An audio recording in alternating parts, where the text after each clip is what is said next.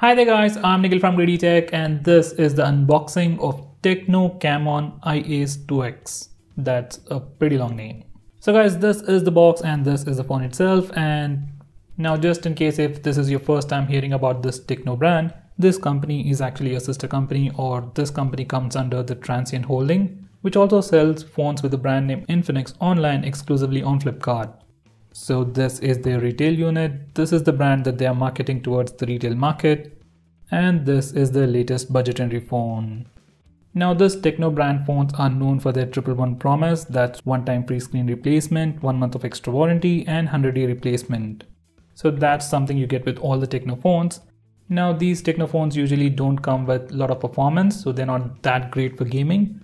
But they come with good cameras and good software optimization. So overall usage wise, they actually work really well. Anyway, that's all about the past. Now let's see what this new phone is all about and what it actually offers. So this is the box, and at the top it simply says Tecno. On the right we have the 111 promise. At the bottom it simply says its name. That's the iAce 2X. And at the center we have a quick preview of how the phone looks, which is a regular display with smaller bezels at the top and bottom with the new 18:9 aspect ratio. On the sides, once again, we have just the name. On the left side, we have some more specifications, which I'll be covering in a minute. On the back, we have the regular specifications, IMEI number, pricing, and so on. On the box, this phone is priced at 9,500 rupees, but this phone will be sold around 7,600 rupees. It will be available in two colors, Nebula Black and Midnight Black, and we have the Nebula Black color. Now that the box is open, at the top we have the phone itself, which I'll be putting aside for a minute. Next we have some sticker followed by the documentation. 12+1, that's the extra month warranty card, and so on. Next we have the 6 watts power adapter, that's 5 volts at 1.2 amps and a plastic wrapping.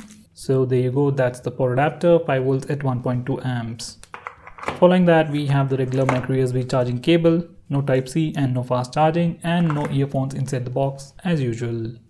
So these are all the contents of the box. Now let's look at the phone itself.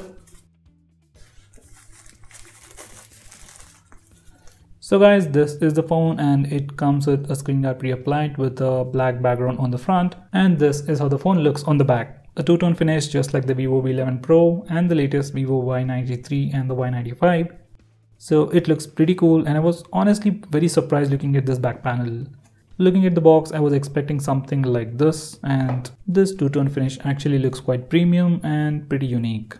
I guess this is the first time Tecno has used this two-tone finish or two-tone colors on their phones. Anyway, overall in terms of build, I was really surprised and it does look quite good.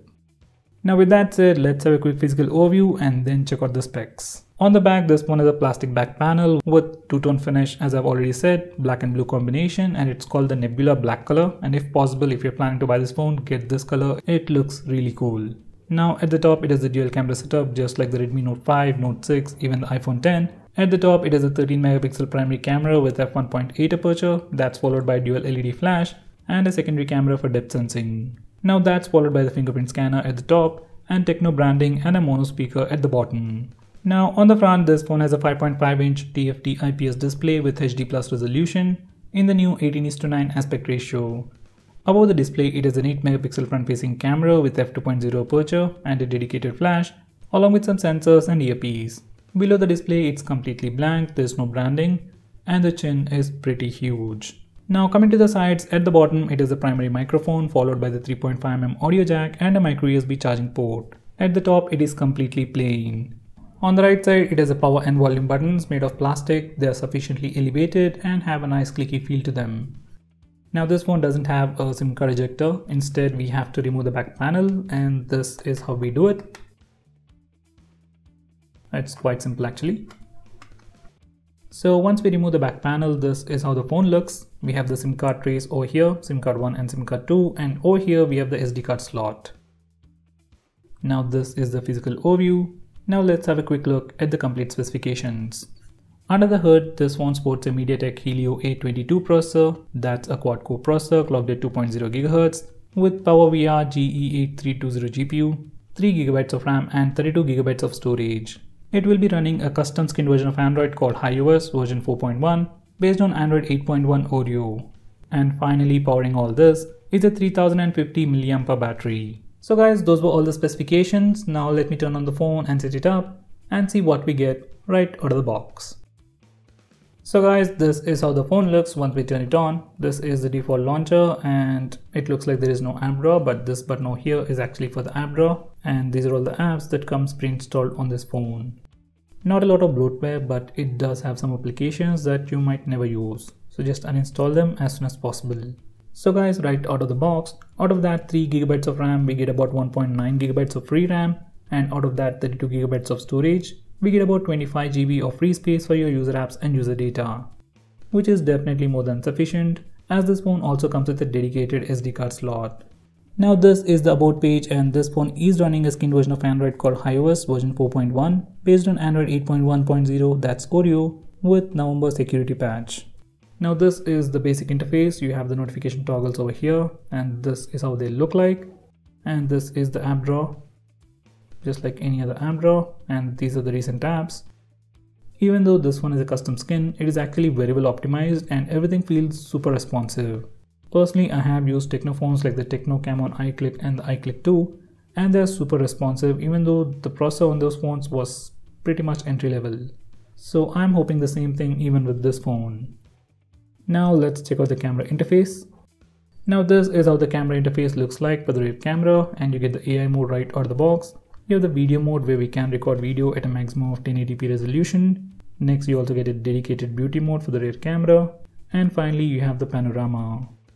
Now to take portrait shots using rear camera on this phone, you need to enable this toggle here, and then you can take portrait shots. Now this is the interface for the front facing camera, and just from initial impressions, front camera does look pretty good. Now just like with the rear camera, if you want to take portrait selfies on this phone, you need to enable the toggle over here. Just like with the rear camera, you also have the video mode on the left side and beauty mode on the right side, followed by panorama. So using this panorama mode, we can actually take much wider selfies, just like wide selfie mode on Samsung phones. So guys, that's the camera interface. Now these are some pictures taken using the front and rear cameras.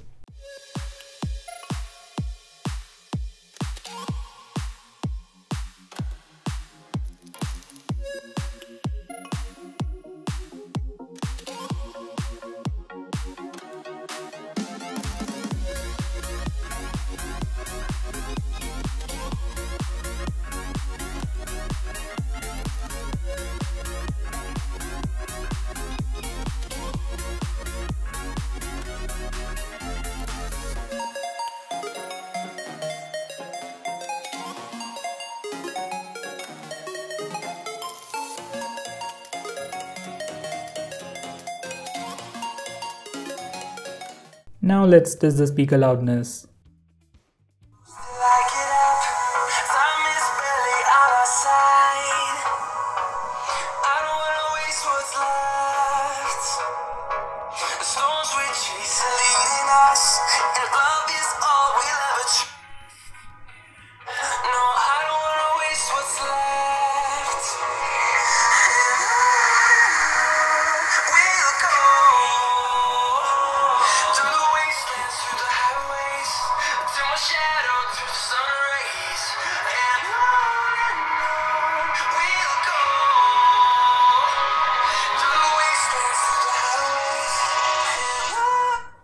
So guys, speaker on this phone is pretty loud. Hi there guys, I'm Nikhil from GreedyTech, and in this video I'll be showing you the most important tips and tricks for your Samsung Galaxy M20. By the way guys, in this video I'll be just talking about the tips and tricks. I won't be covering all the features. So if you want to know about all the features offered by this phone, check out my video on best features. Link will be in the description. So guys, speaker on this phone is sufficiently loud for media consumption, ringtones and alarms. In fact, I was really surprised by the loudness. It is quite loud. Now it's time to test face unlock and the fingerprint scanner on this phone. I've already set it up, so let's start with the fingerprint scanner. Now the phone is locked, and fingerprint scanner is pretty fast. Like, it's taking probably less than half a second. So guys, fingerprint scanner on this phone is super fast, but there is no haptic feedback or any kind of feedback that the phone is unlocked. So some kind of haptic feedback, vibration would have been great. Now let's test face unlock.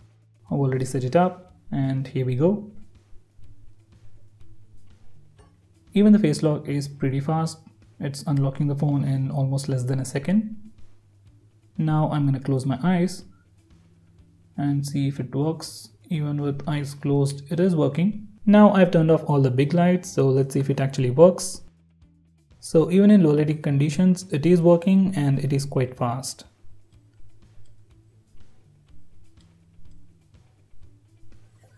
Now I've literally turned off all the lights and face unlock is not working. So in complete darkness it doesn't work, but as a workaround you have a button over here. Once you click it, front facing flash will turn on, see your face and then unlock the phone. So it's a nice workaround. So guys, fingerprint scanner and face unlock is working really well on this phone. In fact, face unlock has improved from the previous Tecno phones. Now before I conclude, these are the benchmark scores of this phone. So guys, this is the new Tecno Camon iAce 2X. Just from looking at this box, I wasn't all that impressed, but looking at this phone in person is really different. In terms of design and build, it is really well made. In fact, I am personally loving this design and this two-tone color finish. So in terms of design and build, it's really awesome. Even in terms of overall usage, entire UI was pretty responsive. There was no lag whatsoever. And just from initial impressions, the UI is much smoother than the latest Samsung M series phones. I don't know why, but UI on this phone is really well optimized and buttery smooth. So guys, if you're looking for a phone in the retail market around 8,000 rupees with good cameras and most importantly buttery smooth Android experience, I will definitely recommend you this phone. So guys, that's pretty much it for this video. If you want to know more about this phone, I'll leave a link for that in the description. Check that out. And if you want us to make any specific video, tweet out to us with the hashtag AskGreedyTech on Twitter and we will try to make it as soon as possible. I'm Nikhil from GreedyTech signing off. Have a nice day.